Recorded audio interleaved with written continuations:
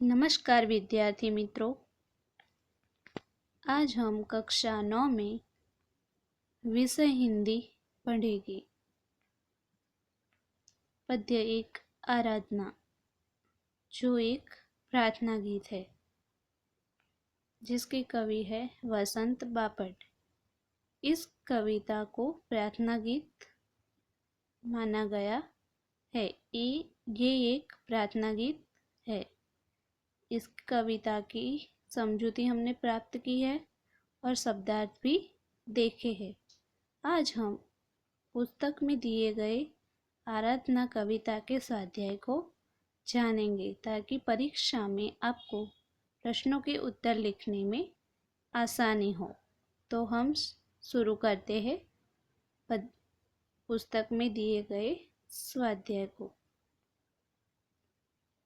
प्रश्न 1, निम्नलिखित प्रश्नों के उत्तर एक एक वाक्य में लिखिए।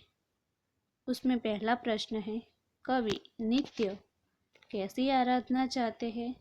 तो कवि नित्य सत्य, सुंदर और मांगल्य की आराधना चाहते हैं।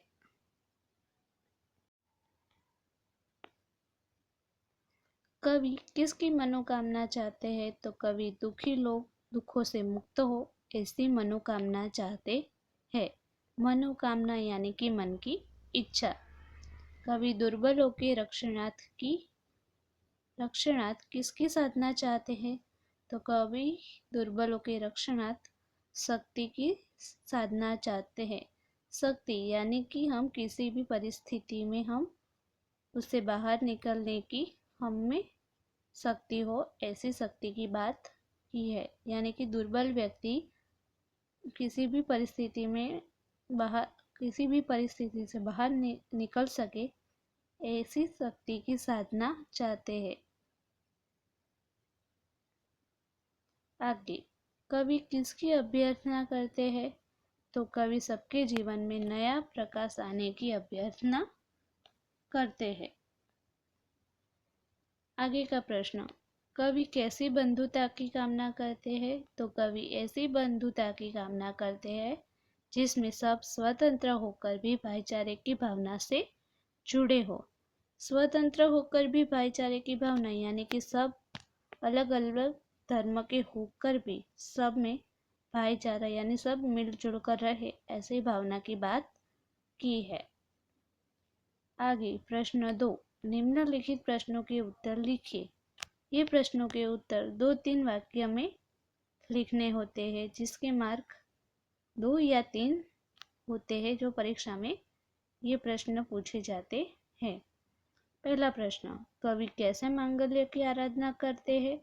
तो कवि चाहते हैं कि सब लोग सत्य के मार्ग पर चले, सबके मन में सुंदर विचार और सब एक दूसरे की कल्याण की बात सोचे। इस तरह कवि सबके कल्याण की कामना करते हुए मांगल्य की आराधना चाहते हैं। मांगल्य यानी कि मंगल भावना, अच्छी भावना की आराधना करते हैं।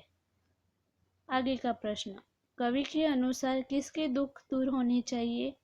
तो कवि के अनुसार लोगों के दुखों का छुटकारा पाने का उन्हें कोई मार्ग नहीं सूझाता। उन्हें दूसरों की सहानुभूति नहीं मिलती। वे स्वयं अपने दुखों से मुक्त नहीं हो सकते। ऐसे उपेक्षित और असहाय लोगों के दुख दूर होने चाहिए। कैसे लोगों के दुख दूर होने चाहिए? तो दुखों का छुटकारा पाने का उन्हें कोई मार्ग नहीं सूझाता। ऐसे व्यक्ति जिन और दूसरों की सहानुभूति नहीं मिलती, ऐसे व्यक्ति और दुखों से मुक्त नहीं हो सकते, ऐसे व्यक्ति के दुख दूर होने चाहिए, ऐसा कवि कहते हैं। आगे का प्रश्न, कवि की क्या अभ्यर्थना है? अभ्यर्थना यानी कि इच्छा यानी कि अथवा प्रेरणा भी हम कह सकते हैं। कवि की अभ्यर्थना है कि उनकी इच्छा है कि मनुष्य के जीवन में नया प्रकाश आए, नई चेतना का अनुभव करे, उनके हृदय में सुंदर विचार हो, उसकी सभी आशाएं पूरी हो, वह मनुष्यता की पूजा करे और सब लोग वीर बने। मनुष्यता की पूजा करें, यानी कि जो मनुष्य तकलीफ में, मुसीबत में होते हैं उनकी सहायता करें। मनुष्यता की हम पूजा करते हैं, तभी हमसे भगवान प्रसन्न होते हैं।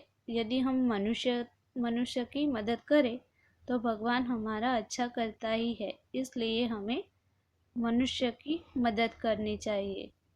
इससे भगवान की हम पूजा न करें तो भी हमारी प्रार्थना भगवान तक पहुंच ही जाती है। आगे का प्रश्न, कवि भेदों का नाश करने की क्यों बात करते हैं? तो संसार में ऊंच नीच, जाति पाति, अमीरी गरीबी आदि कई भेद है। इन भेदभाव के कारण मानव समाज में ईर्ष्या, द्वेष और संघर्ष है। इनके कारण मानव एकता में बाधाएं आती है और हमारा विश्व बंधुत्व का सपना पूरा नहीं होता। इसलिए कवि इन भेदों को नाश करने की बात करते हैं। आजकल हम देखते हैं कि मानव समाज में एक मानव का दूसरे मानव की तरफ ईर्ष्या, द्वेष, संघर्ष आदि के कारण भेदभाव ज़्यादा होते ही रहते हैं। इन भेदभाव को नाश करने की बात कवि करते हैं। आगे का प्रश्न 3, निम्नलिखित काव्य पंक्तियों का आशय स्पष्ट कीजिए। ये काव्य पंक्तियाँ आराधना काव्य की ही है, जिसका आशय यानी कि अर्थ हमको समझाना है कि इस काव्य पंक्ति में क्या कहा गया है। तो पहले हम देखते हैं, देह मंदिर चित्त मंदिर एक ही है प्रार्थना, सत्य सुंदर मांगल्य की नित्य हो आराधना। इस कविता में कवि वसंत बापट ने कहा है कि चित्त और मन एक ही प्रार्थना है, लोगों को अच्छा काम करना है और सत्य के मार्ग पर चलना है। इसका उत्तर हम इस तरह लिख सकते हैं कि कवि वसंत बापट ख्यातनाम और उच्च कोटि के कवि है। उनके चित्त और मन एक ही प्रार्थना है, यानी मन से जो मन में और चित्त यानी कि विचार में, मन में एक ही प्रार्थना होनी चाहिए कि लोग अच्छा काम करें और सत्य के मार्ग पर चले।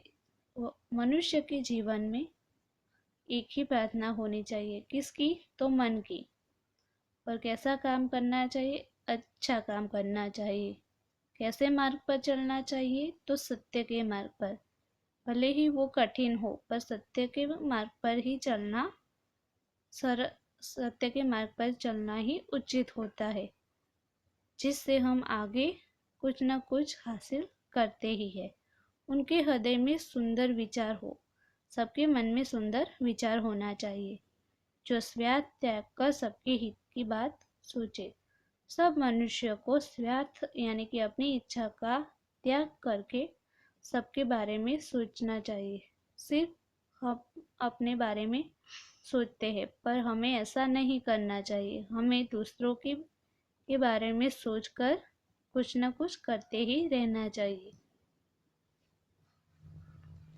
दूसरी काव्य पंक्ति, तो भेद सभी अस्त होने वैर और वासना, मानवता की एकता की पूर्ण हो कल्पना, मुक्त हमें चाहे एक ही बंधुता की कल्पना। इसका अर्थ है, आज दुनिया में जाति भेद, वर्ण भेद, रंग भेद आदि कई भेद बने हुए हैं। ईर्ष्या से ऊंच नीच का अंतर बना है, यानी कि ईर्ष्या के कारण लोग ऊंच नीच का भेद बनाते ही जाते हैं। इसलिए मानव जाति में एकता नहीं है, सब लोग एक होकर नहीं रहते। संसार में अशांति और संघर्ष का कारण भेद ही है। संसार में अशांति या संघर्ष हो रहा है तो उसका मुख्य कारण है ये भेदभाव। जब तक इन भेदभाव का नाश नहीं होगा, तब तक मनुष्य जाति एक दूसरे से नहीं होगी, यानी कि मनुष्य जाति एक नहीं होगी। हमें इन मनुष्य जाति को एक करना हो, यानी कि विश्व बंधुत्व की कामना करनी हो, तो हमें सबसे पहले इन भेदभाव को दूर करना चाहिए। प्रश्न 4, काव्य पंक्तियों को पूर्ण कीजिए। ये काव्य पंक्तियाँ आपको परीक्षा में पूछी जाए तो आपको याद करके लिखनी है। तो हम देखते हैं काव्य पंक्तियाँ। देह मंदिर चित्त मंदिर एक ही है प्रार्थना, सत्य सुंदर मांगल्य की नित्य हो आराधना। आराधना यानी कि पूजा, मांगल्य यानी कि मंगल भावना। दुखियारों का दुख जाए ये यही मन कामना। हमने पहले भी देखा कि मन कामना यानी कि मन की इच्छा। वेदना को परख पाने की जगाए संवेदना, दुर्बलों के रक्षणार्थ पौरुष की साधना। ये काव्य पंक्तियाँ है। आगे हम दूसरी काव्य पंक्तियाँ देखते हैं। जीवन में नवतेज हो यानी कि नई चेतना हो। अंतरंग में भावना, अंतरंग में भावना यानी मन में भावना।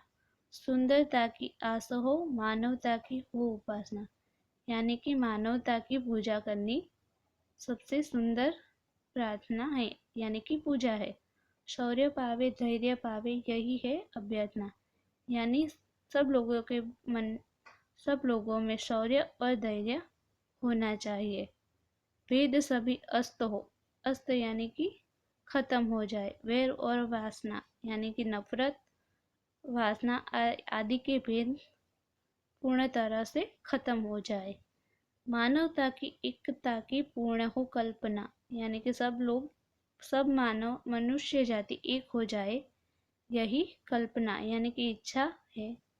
जो इन भेदों का नाश हो तभी पूर्ण हो सकती है। मुक्त हम चाहे एक ही बंधुता की कामना, यानी कि जब हम इन भेदों से मुक्त हो जाएंगे तभी एक मनुष्य की बंधुता की कामना पूर्ण होगी, यानी कि इच्छा पूर्ण होगी।